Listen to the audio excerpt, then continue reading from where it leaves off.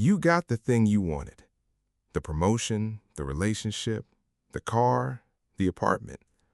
And for a moment, maybe a week, maybe a month, it felt incredible. Then the feeling faded, and you started wanting the next thing. That's not a failure of willpower.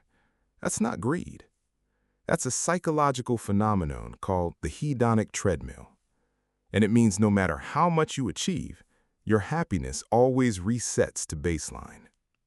2,000 years ago, the Stoics figured out the escape, not by getting more, but by wanting less.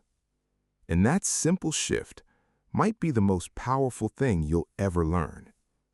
Today, we're going to break down why wanting less isn't settling.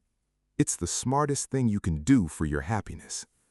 And by the end, you'll understand why the ancient Stoics and modern psychology agree on this completely.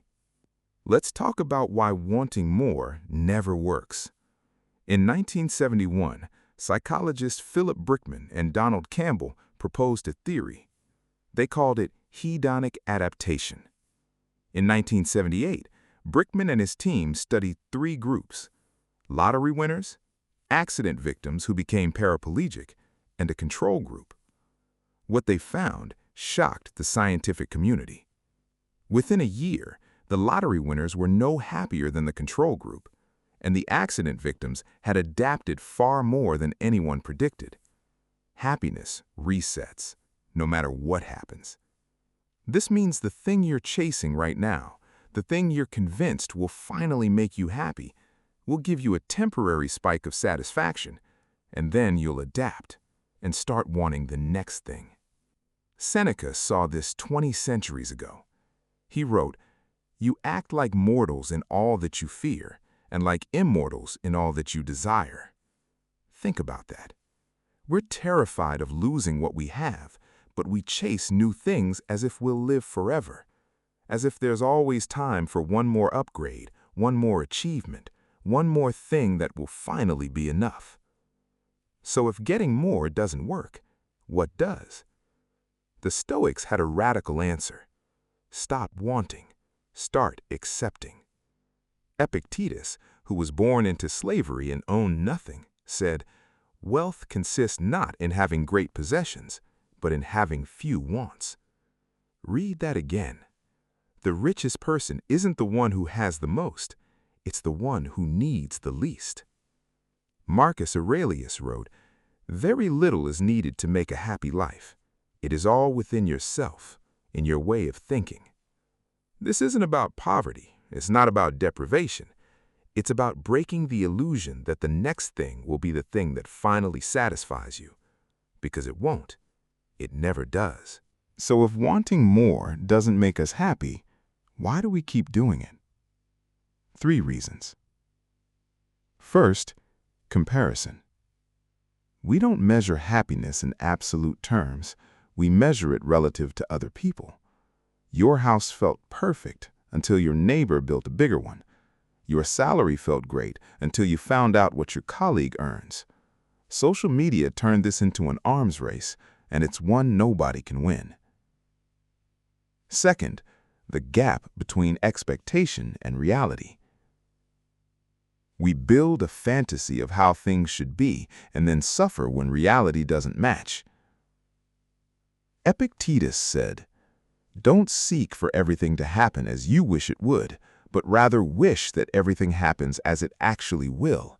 Then your life will flow well." That's not giving up. That's aligning yourself with reality instead of fighting it.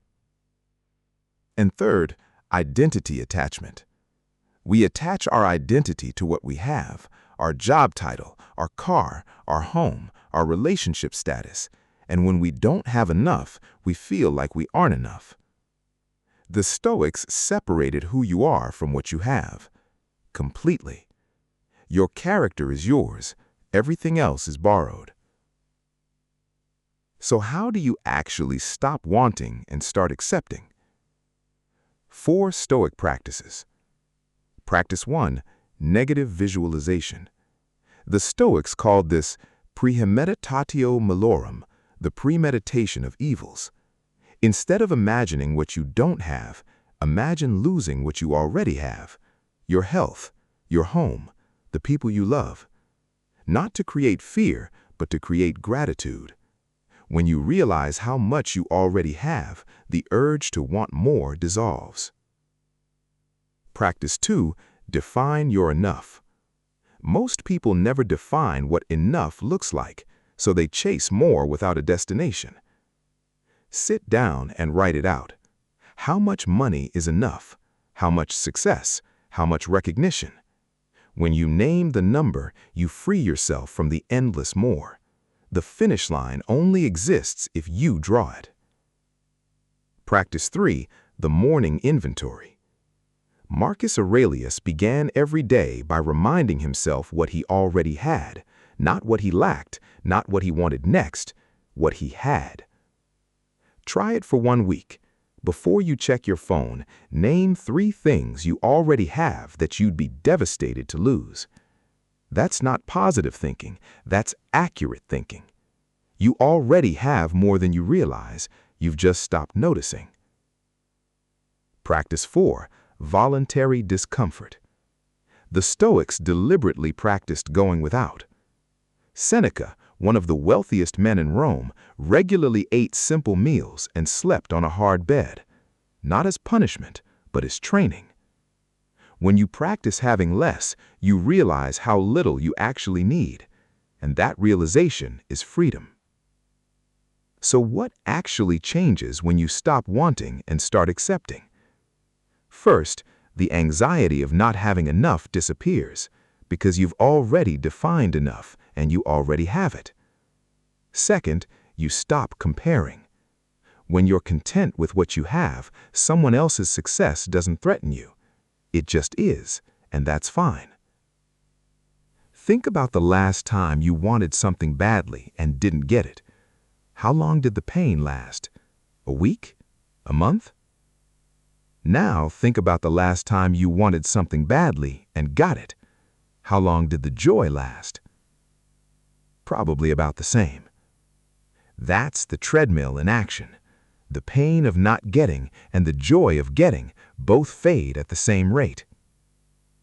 When you truly understand that, wanting less isn't sacrifice, it's the only rational response.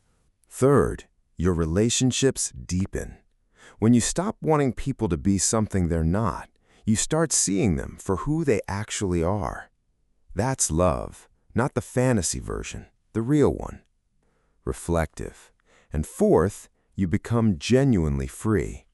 Free from the treadmill, free from the comparison, free from the endless hunger for more.